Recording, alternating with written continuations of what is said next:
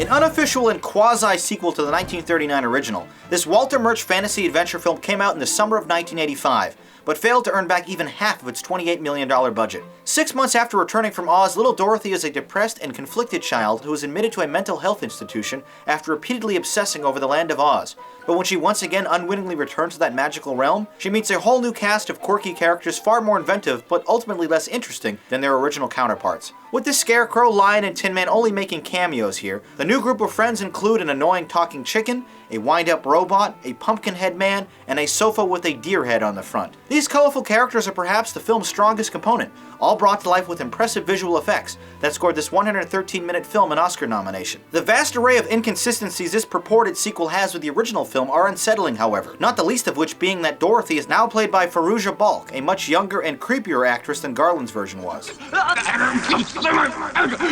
You'll be sorry for treating me like this! I'm a terrible person! I am only a machine, so I cannot be sorry or happy, no matter what happens. Where's the Scarecrow? And what's happened to the Emerald City? Answer her. Answer The Gnome her. King! The Gnome King!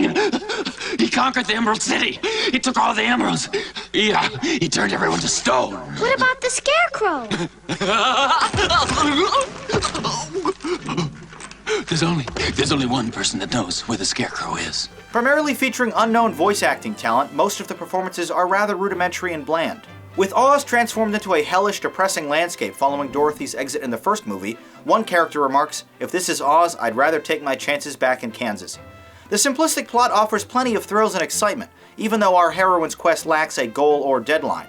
Dorothy just sort of aimlessly wanders around picking up friends and avoiding capture. Far too frightening at times for its target audience of children, this film's darker, non-musical tone doesn't always feel right. Similar in style, though, to the superior Labyrinth that was released the following year, this listlessly paced experience is best suited for braver kids in search of a fun, zany, and bizarre story, one that bears little resemblance to the MGM classic. Perhaps more enjoyable if I was 20 years younger and unaware it was even a partial sequel to a far greater film, this PG-rated movie is not one I'll likely watch again. Return to Oz. Unfaithful presentation, but visually intriguing. As this was a bonus review, there weren't any audience comments for it, so let's go right to the Rate-O-Matic for Return to Oz. A 5.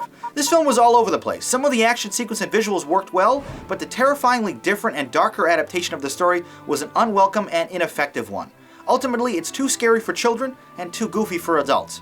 A fun capsule of strange 80s fantasy films, I thought it was just alright.